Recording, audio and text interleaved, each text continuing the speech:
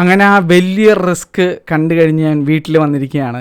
സണ്ണി ഡിയോൾ ഇന്നനാസ് ജാട്ട് തെലുങ്കു പടം എന്ന് തോന്നിപ്പോകുന്ന ഹിന്ദി പടം.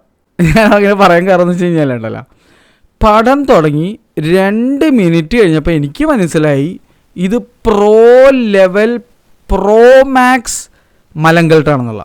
അപ്പം തന്നെ മലങ്കൾട്ട് മോഡ് അങ്ങോട്ട് ഓണാക്കി ഞാൻ, കോക്കണം പറയണ പോലെ. പിന്നെ ആ ലെവലിലാണ് പടം കണ്ടത്.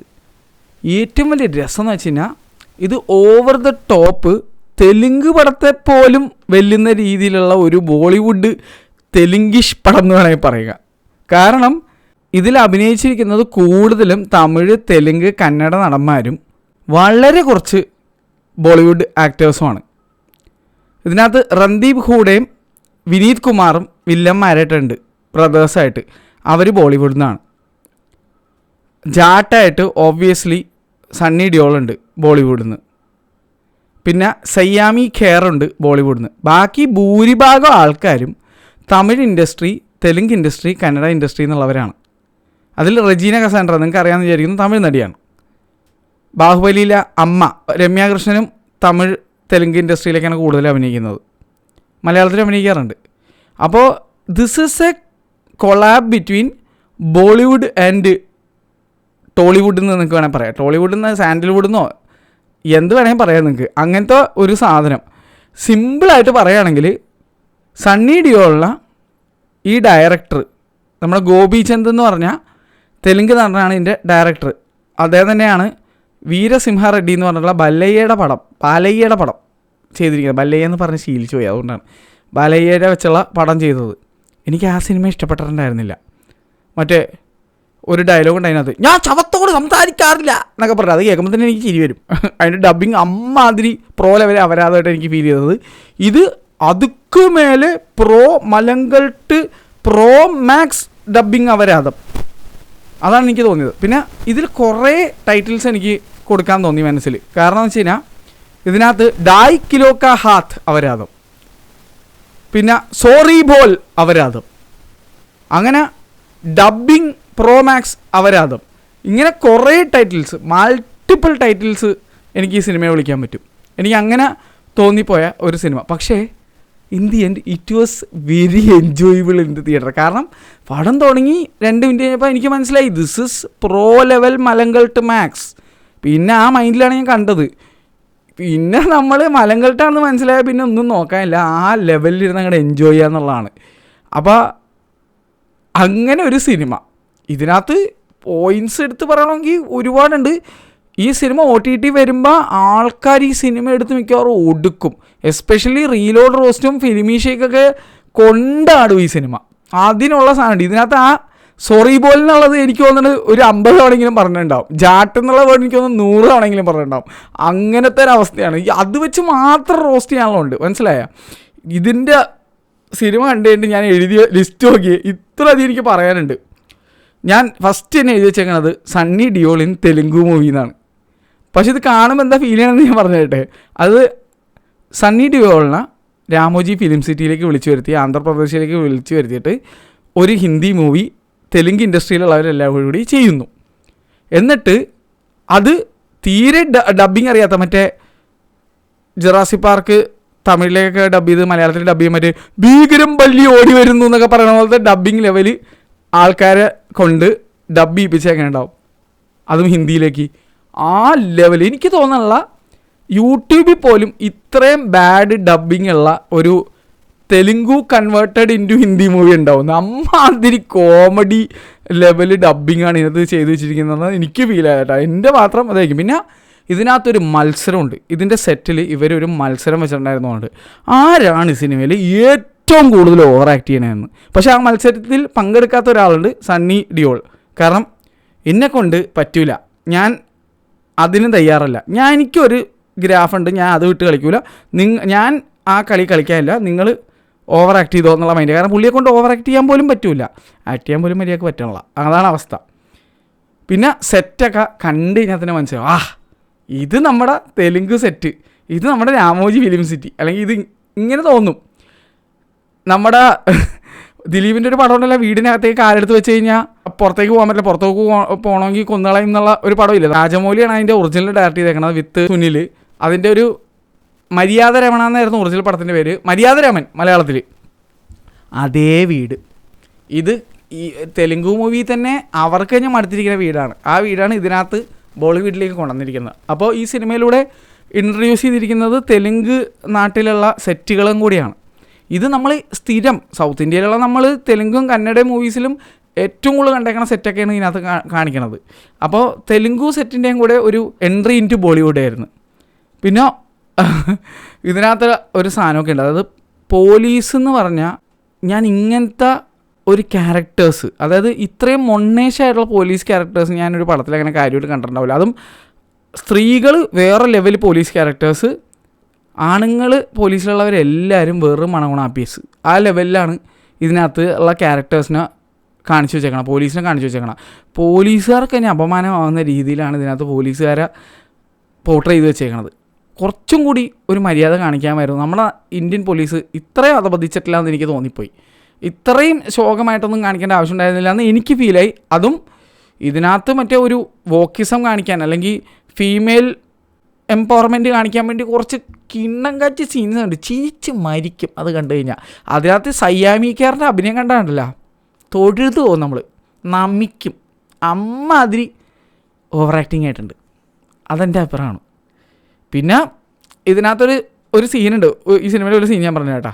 ഇതാണ് വില്ലൻ, ഇയാളാണ് എനിക്കിന്ന് അറസ്റ്റ് ചെയ്യേണ്ടതെന്ന് പറയുമ്പോൾ കുറേ പോലീസുകാരുടെ ഡയലോഗ് ഉണ്ട്. അതിനകത്ത് ഒരാളുടെ മികച്ച ഡയലോഗാണ്, എനിക്ക് അങ്ങനെ പേടിയാണ്, ഓൺ ദ സ്പോട്ട് ഞാൻ റിസൈൻ ചെയ്യുന്നു, പുള്ളിയാണ് തൊപ്പിയൊക്കെ ഊരി വെച്ചിട്ട് പോകും.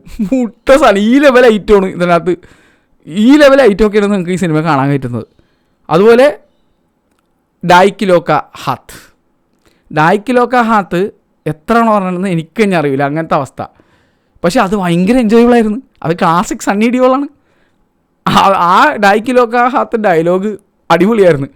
ഇത്തവണ പക്ഷേ ഒരു ട്വിസ്റ്റ് ഉണ്ട്. ട്വിസ്റ്റ് എന്താണെന്ന് വെച്ച് കഴിഞ്ഞാൽ ഡായ് കിലോ കാ ഹാത്തിൻ്റെ പവർ നോർത്ത് ഇന്ത്യൻസ് കണ്ടിട്ടുണ്ട്, ഇനി സൗത്ത് ഇന്ത്യൻസ് കാണുക എന്ന്. അതാണ് ഇന്നത്തെ മാസ്റ്റർ ഡയലോഗ്. ഇതൊക്കെ കൂടാതെ എന്തിനാണ് ഈ ഡായ് കിലോ കാ ഹാത്ത് ഉപയോഗിക്കണത് എന്നുള്ളതും കൂടെ ഞാൻ പറഞ്ഞുതരാം. മച്ചാൻ്റെ ഈ സിനിമയിലുള്ള പ്രോബ്ലം എന്താണെന്ന് അറിയാമോ? മച്ചാൻ ഒരു ഇഡ്ഡലി സെറ്റ് ഓർഡർ ചെയ്ത് കുറച്ച് ചമ്മന്തിയും സാമ്പാറും അതിനകത്തുണ്ടായിരുന്നു. കുറേ ഗുണ്ടകൾ വന്നിട്ട് അത് തട്ടിക്കളഞ്ഞു. അപ്പോൾ ഈ ജോൺ വിക്കിനകത്ത് പട്ടീനെ കൊന്നുകൊണ്ട് റിവെഞ്ച് എടുക്കാൻ പോകണമെന്ന് പറഞ്ഞ് കളിയാക്കിയ ആൾക്കാർ ഈ പടം ഒന്ന് കാണണോട്ടാ. അതായത് ഒരു ഇഡ്ഡലി സെറ്റ് കയ്യിൽ നിന്ന് പോയേന് പുള്ളി എന്തൊക്കെയാണ് കാണിക്കണേ എന്നുള്ള. ഇതാണ് നായകൻ്റെ മെയിൻ റിവെഞ്ച് എന്ന് പറഞ്ഞ സാധനം. അതാണ് ഇഡ്ഡലി സെറ്റ് തട്ടിക്കളഞ്ഞു ആര് വില്ലൻ. അപ്പോൾ ആരാണ് അതിന് കാരണക്കാരൻ? അയാളെ തേടി പോണേണ്. എൻ്റെ മോനെ ഇത് ഇവർ സ്പൂഫായിട്ട് എടുത്തതാണോ അല്ലെങ്കിൽ സീരിയസ് ആയിട്ട് എടുത്തിട്ട് സ്പൂഫായി പോയതാണോ? എനിക്ക് നല്ല ഡൗട്ടുണ്ട്. ഞാൻ പക്ഷേ ഇരുന്ന് ചിരിച്ചടേ. ഈ സിനിമ 2.25 മണിക്കൂർ എന്തുണ്ടെന്ന് തോന്നുന്നുണ്ട്. ഞാൻ 2.25 മണിക്കൂർ ഇരുന്ന് ചിരിച്ച്, കേട്ടെന്ന് ചിരിച്ചെന്ന് പറഞ്ഞാൽ മതി. ഞാൻ ശരിക്കും എൻജോയ് ചെയ്തു. പ്രോ ലെവൽ മലങ്കൾട്ടായിട്ട് ഞാനിത് ശരിക്കും എൻജോയ് ചെയ്തെന്ന് പറയാതിരിക്കാൻ വയ്യ. ഐ വോണ്ട് ലൈറ്റ് യു, ഞാൻ ശരിക്കും എൻജോയ് ചെയ്ത്. അതുപോലെ ഇതിനകത്ത് എനിക്കിത് പറയുന്നതിന് ചിരി തന്നെ. ഡായ് കിലോ കാ ഹാത്തിൻ്റെ വേറെ സാധനം, ഡായ് കിലോ കാ ഹാത്ത് വെച്ചിട്ട്, അതായത് ഡായ് കിലോ എന്ന് പറഞ്ഞാൽ 2.5 കിലോ കൈ വെച്ചിട്ട് മച്ചാൻ ഒരു താറോ ഏതോ ജീപ്പ് റാങ്കളറെങ്ങാണ്ടും ഒരു കൈ വെച്ച് പിടിച്ചു നിർത്തും. എൻ്റെ മോനെ വെറുതെ ഒരു കൈ വെച്ച് ഡായ് കിലോ കാ ഹാത്ത് വെച്ച് മാത്രം പിടിച്ചു നിർത്തും. വാ, പീക്ക് സിനിമടാ, പീക്ക് സിനിമ. ഈ ഡായ് കിലോ കാ ഹാത്ത് ദേഖേന മേരാ വാട്ട് ലഗ്. ജട്ട് എന്നുള്ള സിനിമ ഉണ്ട്, എൻ്റെ ബട്ട് ഹെർട്ടായി. അതാണ് എനിക്ക് ഫീൽ ചെയ്യണത്. ഇരുന്നില്ല, ഞാൻ ചിരിച്ച് കുലുങ്ങി അവസാനം എൻ്റെ പിന്നാമ്പറം വേനെടുത്തെന്ന് പറഞ്ഞ അവസ്ഥയാണ്. എൻ്റെ പൊന്നോ. പിന്നെ ഒരു അപരാധം കൂടി എനിക്ക് ഒരു ടൈറ്റിൽ കൊടുക്കാണ്ട്, ഹെഡ് ചോപ്പിംഗ് അപരാധ്. ഇതിനകത്ത് തല കൊയ്യണത് ഒരുമാതിരി മറ്റിങ്ങനെ നമ്മളിങ്ങനെ ഉറുമ്പിനിങ്ങനെ തട്ടിക്കളയണ പോലെയാണ്. വഞ്ഞവനും പോണവനും ഒക്കെ ആൾക്കാരുടെ തലവെട്ടിക്കൊണ്ടിരിക്കുകയാണ്. വില്ലൻ തലവെട്ടുന്നു, വില്ലൻ്റെ അനിയൻ തലവെട്ടുന്നു, ഭാര്യ തലവെട്ടുന്നു, കൂടെയുള്ളവർ തലവെട്ടുന്നു. എടേ, സ്ലീപ്പി ഹോളോ എന്ന് പറഞ്ഞ സിനിമയിൽ ഹെഡ്ലെസ് ഹോഴ്സ്മാൻ ഇത്രയും തലവെട്ടിയിട്ടുണ്ടാവില്ല, അത്രയും തല ഇതിനകത്ത് വെട്ടുന്നുണ്ട്. ഇത് കണ്ടിട്ട് സ്ലീപ്പി ഹോളോ അല്ല, മറ്റേ ഹെഡ്ലെസ് ഹോഴ്സ്മാൻ മറ്റേ ഈ ഇരിപ്പാണ്. അപ്പം ഞാനൊക്കെ ആരുടെ ആ അവസ്ഥയായിരിക്കും ഇത് കണ്ടു കഴിയുമ്പോഴേക്കും. ഇതിനകത്ത് ഇങ്ങനെ തല കൊയ്യണത് ഇങ്ങനെ ചക്ക ചക്ക ചക്ക പറ്റുക സവാള ഗിരി ഗിരി ഗിരി ഗിരി എന്ന് പറയണ പോലെയാണ് ഇതിനകത്ത് തല വെട്ടുന്ന ആൾക്കാരുടെ. എനിക്കൊന്നൊരു 100 പേരുടെയും തല വെട്ടിയിട്ടുണ്ടോ അതിനകത്ത്. അത് പല സ്ഥലങ്ങളിലാണ് തലവെട്ടണം. വീടിനകത്ത് തലവെട്ടൽ, പറമ്പിൽ തലവെട്ടൽ, വയലിൽ തലവെട്ടൽ, ബീച്ചിൽ തലവെട്ടൽ, പോയി തലവെട്ടൽ, ഇരുന്ന് തലവെട്ടൽ, നടന്ന് തലവെട്ടൽ. എൻ്റെ പൊന്നോ, ഈ പടത്തിൻ്റെ പേര് സത്യം പറഞ്ഞാൽ ജാട്ടെന്നല്ല, വെട്ടുന്നായിരുന്നിട്ടുണ്ടത്. തലവെട്ട്. സീലില്ലേ നമ്മുടെ ഇങ്ങനെ പോസ്റ്റ് ഓഫീസിലൊക്കെ പോയി ഇങ്ങനെ സീലടിക്കാനാവില്ല, ആ സീല് വെച്ചൊരു ഫൈറ്റ് ഉണ്ട്. ഇങ്ങനെ ഓരോരുത്തർ സ്റ്റാമ്പ് ചെയ്ത് വിടും നായകൻ. നീ എൻ്റെ ഇടി കൊണ്ടു, നീ എൻ്റെ ഇടി കൊണ്ടു, നീ എൻ്റെ ഇടി കൊണ്ടു. എനിക്ക് അതാണ് എൻ്റെ മനസ്സിൽ ഓടിക്കൊണ്ടിരിക്കുന്നത്. ഇയാൾ മറ്റേ സീൽ ചെയ്ത് വിടണം, നിനക്ക് എൻ്റെ ഇടി കൊണ്ടിട്ടുണ്ട്, നിനക്ക് എൻ്റെ ഇടി കൊണ്ടിട്ടുണ്ട്. അപ്പം മനസ്സിലാക്കാൻ വേണ്ടി ആർക്കൊക്കെ ഇടി കൊടുത്തിട്ടില്ല എന്നുള്ളത്. ഇതൊക്കെ കൂടാതെ കുറച്ച് കഴിയുമ്പോഴേക്കും ഒരു ഇൻവേർട്ടഡ് ഫാൻ, ഞാൻ എൻ്റെ ജീവിതത്തിൽ ആദ്യമായിട്ട് അങ്ങനെ ഒരു ഫാൻ കാണാം. അതായത് ഒരു തൂണിൻ്റെ മുകളിൽ ഫാൻ തലയിരിഞ്ഞിരിക്കുന്നത് കണ്ടു കഴിഞ്ഞാൽ ഈത്തപ്പഴത്തിൻ്റെ മറ്റേ പനയില്ലേ അതുപോലെ ഇരിക്കുന്ന ഒരു സാധനം, അത് ഒടിച്ചെടുത്ത് കൈ കൊണ്ടുവന്നിട്ട്, ഇത് പോസ്റ്ററിലുണ്ട് കേട്ടോ, നിങ്ങൾ പോസ്റ്റർ ഉണ്ടെങ്കിൽ മനസ്സിലാവും. ഞാൻ ബുക്ക് മൈ ഷോയിലെ പോസ്റ്ററിൽ ഇതാണ് കണ്ടത്. ഈ സാധനം എടുത്തിട്ട് ആ ഫാൻ കറങ്ങിക്കൊണ്ട് ആൾക്കാർക്ക് വില്ലന്മാർക്ക് കാറ്റടിച്ചുകൊണ്ട് അവരിടിക്കും. എന്തൊരു കെയറിങ് ആയിട്ടുള്ള നായകനാ. വേർത്ത് പേടിച്ച് നിൽക്കുന്ന വില്ലന്മാരെ കാറ്റ് കൊള്ളിച്ചിടിക്കുന്നു. ഇതൊക്കെ എവിടെ കാണാൻ പറ്റും? ബോളിവുഡ് വെറുതെ റേഞ്ചാണ്. തെലുങ്ക് പടത്തിൽ പോലും കാണിക്കാത്ത വേറെ ലെവൽ സാധനം. ഈ സിനിമ കണ്ടപ്പോൾ ഞാൻ മനസ്സിലാലോചിച്ചത് ഇത് വല്ല തെലുങ്ക് പടത്തിൻ്റെ തന്നെ റീമേക്കാണ്. പൊതുവേ ഗോപിചന്ദ് എന്നുള്ള നടൻ പൊതുവേ ചെയ്യുന്ന സിനിമകൾ, ഡയറക്റ്റ് ചെയ്യുന്ന പടങ്ങൾ ചിലതൊക്കെ റീമേക്ക് ആണെന്നാണ് എനിക്ക് മനസ്സിലായിട്ടുള്ളത്. ഇനി ഇത് റീമേക്ക് ആണോ? എനിക്ക് ഡൗട്ടുണ്ട്. അങ്ങനെയാണ് എനിക്ക് തോന്നിയത്. പിന്നെ വില്ലൻ്റെ അനിയൻ പുള്ളിയുടെ പേര്, നടൻ്റെ പേര് നിങ്ങൾ കണ്ടിട്ടുണ്ടോ? മുക്കാബാസ് എന്ന് പറഞ്ഞ സിനിമയിലൊക്കെ അഭിനയിച്ചുള്ള. ഇക്കൊല്ലം ഞാൻ ബോളിവുഡിൽ നിന്ന് കണ്ട ഏറ്റവും കിടിലൻ പടം എന്ന് എനിക്ക് തോന്നിയ ഒരു കിടിലൻ സിനിമയായിട്ടുള്ള സൂപ്പർ ബോയ്സ് ഓഫ് മാലഗോണിൽ അഭിനയിച്ച നടനാ. ഇതിനകത്ത് ഈ പ്രോ ലെവൽ അവരതിലും അഭിനയിച്ചേക്കണം. അതായത് പുള്ളി ബാലൻസ് ചെയ്തുകൊണ്ട് ഒരിടത്ത് സൂപ്പർ ബോയ്സ് ഓഫ് മാലഗോൺ പോലെയുള്ള വേറെ ലെവൽ പടത്തിൽ അഭിനയിച്ചു. അപ്പോൾ അത്രയും കിടു പടം അഭിനയിച്ചുകൊണ്ട് ലൈഫ് ബാലൻസ് ചെയ്യാൻ വേണ്ടിയിട്ട് ഈ പ്രോ ലെവൽ അപരാധത്തിലും അഭിനയിച്ചു. എന്നിട്ട് ബാലൻസ് ചെയ്തു. എന്ത് രസമായിരുന്നു അറിയുമോ പുള്ളിന് ഈ റോളിൽ കാണാൻ. ഇതിനകത്ത് പുള്ളിയുടെ പേരിടേണ്ടത് വല്ല കുക്കു എന്നായിരുന്നു. കാരണം ഇതിനകത്ത് ഇടയ്ക്കിടയ്ക്ക് മറ്റേ വിസിൽ തൊണ്ടേ കൊടുങ്ങിയ പോലെ അല്ലെങ്കിൽ കാക്ക ബിരിയാണി അയച്ചെന്നാണ് എനിക്ക് തോന്നിയത്. അങ്ങനെ ഇത് എന്ന് പറഞ്ഞുകൊണ്ടിരിക്കുന്നുണ്ട്. എനിക്കൊന്ന് മറ്റേ പുള്ളി ചിക്കൻ ബിരിയാണി ആണെന്ന് വിചാരിച്ച് 5 രൂപക്ക് ബിരിയാണി വാങ്ങി കഴിച്ചിട്ട് കാക്ക ബിരിയാണി കഴിച്ചിട്ട് മറ്റേ തൊണ്ട ഉടക്കിയാന്ന് തോന്നുന്നുണ്ട്. അല്ലെങ്കിൽ ഏതോ മറ്റേ ഒരു മണ്ണാത്തിപ്പുള്ള് തൊണ്ടയിൽ ഉടക്കി തോന്നുന്നുണ്ട്. നല്ല രസമായിരുന്നു കുക്കു അവരാത്.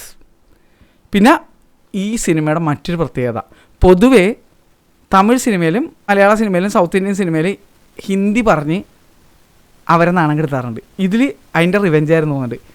തമിഴ് പറഞ്ഞ് ഇത്രയും നാണം കെടുത്തിയ ഒരു പടം വേറെ ഉണ്ടാവില്ല. തമിഴ്നാട്ടിൽ എനിക്കറിയാലോ, തമിഴ് എന്ന് പറഞ്ഞാൽ അവർ അത്രയും കാര്യമായിട്ട് കൊണ്ടു നടക്കുന്ന ഒരു ലാംഗ്വേജിനാണ്. ഇതിൽ കൂടുതൽ ഒന്നും അവരാധിച്ച് വെക്കാനില്ല. ഇത്രയും ഡിസ്റെസ്പെക്റ്റ് ഓഫ് തമിഴ് ലാംഗ്വേജ് ഞാൻ ഒരു സിനിമയിലും കണ്ടിട്ടില്ല. ഡബ്ബിങ് ചെയ്തു പോലും ഇത്രയും മോശമാക്കാൻ പറ്റുമെന്ന് എനിക്ക് തോന്നുന്നില്ല. അത്രയും കിടുവായിട്ട് വേറെ ലെവലിൽ മോശമാക്കി വെച്ചിട്ടുണ്ട്. എങ്ങനെ സാധിച്ചടേ? എനിക്കങ്ങനെ തോന്നി. അതായത് ഇവരുടെ യൂണിവേഴ്സിൽ, ഇവരുടെ ഈ വേൾഡിൽ തമിഴ് ഡബ്ബി അറിയാവുന്ന ആരും ഇല്ലയെന്ന് തോന്നണേ. പാവം മറ്റേ ആന്ധ്രാപ്രദേശിൽ വന്നപ്പോൾ പോലും ഡബ്ബിങ് ആർട്ടിസ്റ്റിനെ മര്യാദക്ക് കിട്ടിയില്ല. അതുകൊണ്ട് ഏതോ മാർവാടീനെ കൊണ്ടിട്ട് തമിഴ് പറയിപ്പിച്ചിട്ട് നല്ല ബോറായിട്ടുണ്ടെന്ന് എൻ്റെ അഭിപ്രായം. സൂപ്പറായിട്ടുണ്ട്. ഇത് കൂടാതെ രൺദീപ് ഹൂഡ ഈ സിനിമയിൽ ആകെ എനിക്കൊരു ആശ്വാസമായിട്ട് തോന്നിയ ഒരാൾ. പുള്ളിയെ കൊണ്ട് മോശമായിട്ട് അഭിനയിക്കാൻ പറ്റില്ലടി. എത്ര ശ്രമിച്ചാലും ഡയറക്ടർ വന്നിട്ട് ഒന്ന് മോശമായിട്ട് അഭിനയിക്കുകയെ പറ്റൂല, ഞാനത് ചെയ്യൂല. ലെഫ്റ്റിലുള്ള നമ്മുടെ ഇന്ദ്രജിത്തിൻ്റെ ക്യാരക്ടർ പോലെയാണ് ഇതിനകത്ത് രൺദീപ് ഹൂഡ.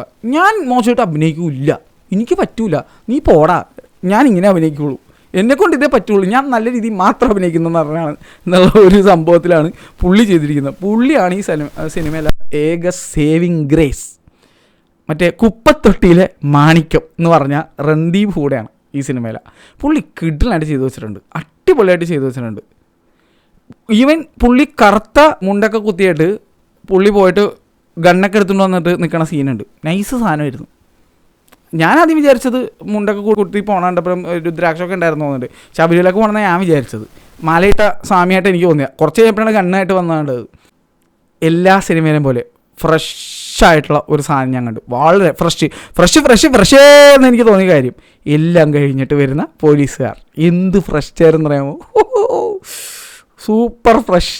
അതുപോലെ തന്നെ തങ്കച്ചി പാസം. പക്ഷെ ഇവിടെ ഒരു ട്വിസ്റ്റ് ഉണ്ട്. നിങ്ങൾ ഇതുവരെ കാണാത്തൊരു വെറൈറ്റി തങ്കച്ചി പാസം വരുന്നത് ഇതിനകത്ത്. പോലീസ് തങ്കച്ചി പാസം. അതായത് നായകനോട് ചോദിക്കും, നീ ആരാടാ ഇവരുടെയൊക്കെ ഹെൽപ്പ് ചെയ്യുക എന്ന് ചോദിക്കുമ്പോഴേക്കും ഇവരെല്ലാവരും എൻ്റെ പെങ്ങന്മാരാണ്. എനിക്ക് സ്കൂളാണ് ഓർമ്മ. പ്ലഡ്ജിൽ നമ്മളൊരു സാധനം പറയില്ലേ, മറ്റേ all Indians are my brothers and sisters, ആ സാധനത്തിൻ്റെ ഹിന്ദി ഡയലോഗ് വെർഷൻ. മുട്ട സാധനമായിരുന്നു. ചിരിച്ചിട്ടല്ല, വെറുതെ അല്ല പുള്ളി കല്യാണം കഴിക്കാതിരുന്നു എന്ന് എനിക്ക് തോന്നി. പുള്ളി എല്ലാവരും തങ്കച്ചേട്ടൻ കാണാം, അതാണ് സംഭവം. അയ്യോ. പിന്നെ സണ്ണി ഡിയോളുടെ ഒരു വേറെ ലെവൽ ഒരു സാധനം ഉണ്ടായിരുന്നു. ഇതിനകത്ത് സെറീന വഹാബ് ഒരു കിളവിയുടെ ഒരു ക്യാരക്ടർ അഭിനയിച്ചിട്ടുണ്ട്. സെറീന വഹാബിൻ്റെ ഇപ്പോഴത്തെ ഏജ് എന്താണെന്നറിയോ? 65 വയസ്സ്.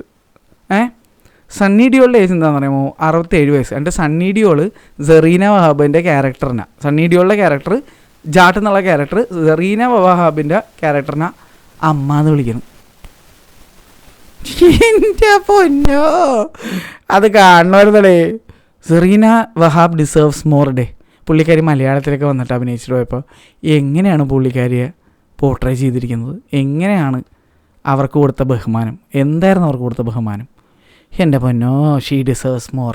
എനിക്ക് അങ്ങനെയാണ് ഫീൽ ചെയ്തത്. പിന്നെ പബ്ജീനെ ഇത്രത്തോളം മിസ്യൂസ് ചെയ്ത് ഞാൻ ഈ കൊല്ലം കുറേ സിനിമയിലൊക്കെ ഉണ്ട്.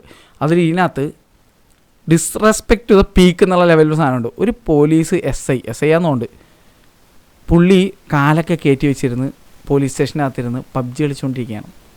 പക്ഷെ വിറ്റെന്താണെന്നറിയാമോ? പുള്ളി പബ്ജി കളിക്കണമെന്ന് പറയുന്നുണ്ട്, പക്ഷേ കളിക്കുന്ന കളി COD എന്നല്ല എനിക്ക് പറയാൻ തോന്നിയത്, SI ഓടിക്കോ എന്നാണ് എനിക്ക് പറയാൻ തോന്നിയത്. എൻ്റെ അവനാ.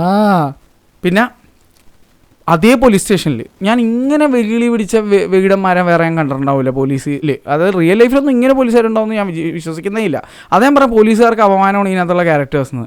കാരണം ഒരു നാരങ്ങ വെള്ളം ആ മുറിച്ച കത്തി വെച്ച് കഴിഞ്ഞാൽ ഇളക്കിക്കൊണ്ടിരിക്കുന്ന പോലീസുകാർ. വേറെ പുള്ളിക്ക് വേറെ പണിയൊന്നുമില്ല. ഇവിടെ ഒരു പോലീസ് സ്റ്റേഷനിൽ ഒരു സ്പൂണില്ലേ ഇളക്കാൻ? നിങ്ങൾ സിനിമ വെച്ചിട്ട് ഇളക്കിയത് പോരാ, എന്നിട്ട് ഈ പേനക്കത്തി വെച്ചിട്ട് ഇരുന്ന് ഇളക്കിക്കൊണ്ടിരിക്കുകയാണ്. അയ്യോ, ഇത് കൂടാണ്ട് ഇതിനകത്തൊരു KGF ബിൽഡപ്പ് ഉണ്ട്. മറ്റേ അനിമലിൽ വന്നിട്ട് തോക്ക് വിൽക്കാൻ പറഞ്ഞ ആളുടെ ഒരു ബിൽഡപ്പില്ല. പുള്ളീനെ നമുക്ക് ബിൽഡപ്പ് മാൻ എന്ന് വിളിക്കാം. പുള്ളിയാണ് നമ്മുടെ കേട്ടറിവിനേക്കാൾ വലുതാണ് പുലിമുരുകൻ എന്നുള്ള സത്യം എന്ന് പറയണ നമ്മുടെ ഇവിടുത്തെ മലയാളത്തിൽ നടന്ന പോലെയാണ് പുള്ളി എല്ലാ സിനിമയിലും വന്നിട്ട് നായകനൊരു ബിൽഡപ്പ് കൊടുക്കും. എല്ലാ സിനിമയിലും ഉണ്ടാവും. ഇപ്പോൾ ഈ തെലുങ്ക് പടത്തിൽ മോസ്റ്റ്ലി പുള്ളി ഉണ്ടാവും. പുള്ളീനെ അനിമലിലും കൊണ്ടുപോയി സന്ദീപ് റെഡ്ഡി വാങ്ക ഇൻട്രൊഡ്യൂസ് ചെയ്തിട്ടുണ്ടായിരുന്നു ആസ് ബിൽഡപ്പ് മാൻ. അപ്പോൾ ബിൽഡപ്പ് ആക്ടറാണ്. നമ്മുടെ ഇവിടെ മറ്റേ കൺവിൻസിങ് സ്റ്റാർ എന്ന് പറഞ്ഞ പോലെ ബിൽഡപ്പ് സ്റ്റാർ.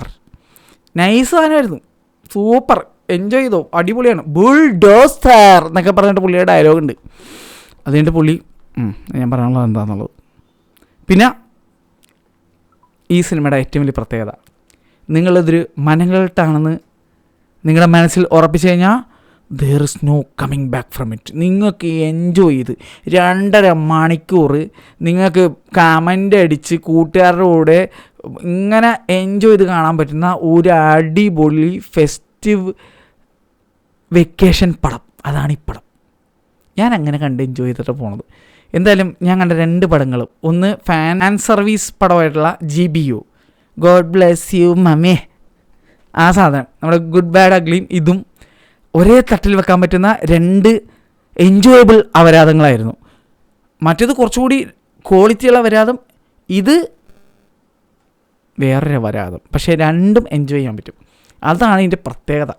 ഒരു പ്രത്യേക മൈൻഡിൽ പോകണം, എന്നാൽ നിങ്ങൾക്കിത് എൻജോയ് ചെയ്യാൻ പറ്റുള്ളൂ. ആ മൈൻഡിൽ പോയാൽ എൻ്റെ മോനെ വിഷയമാണത്. എന്തായാലും 2.5 കിലോ കാ ഹാത്ത് ഞാൻ എൻജോയ് ചെയ്തു. നിങ്ങൾ എൻജോയ് ചെയ്തോ ഇല്ലയോ എന്നുള്ളത് കമൻറ്റിൽ പറയുക. ഞാൻ ആ ഒരു വൈബിലായിരിക്കണം. നിങ്ങൾക്കത് മനസ്സിലാവും എൻ്റെ ഈ സംസാരത്തിൽ നിന്ന്. സിനിമയേക്കാൾ വലിയൊരു അപരാധമായിട്ട് തോന്നിയൊരു കാര്യമുണ്ട്, അത് പറയാതിരിക്കാൻ വയ്യ. എൻ്റെ സൈഡിലിരുന്ന് വെച്ച അപരാധം, പാൻ മസാല അപരാധം, ക്രിക്കറ്റ് അപരാധം. സിനിമ നടന്നുകൊണ്ടിരിക്കുമ്പോൾ സൈഡിൽ ഇരുന്ന് ക്രിക്കറ്റ് കണ്ടുകൊണ്ടിരിക്കുന്ന പാൻ മസാല പ്രോ ലെവൽ അപരാധ്. എന്തായാലും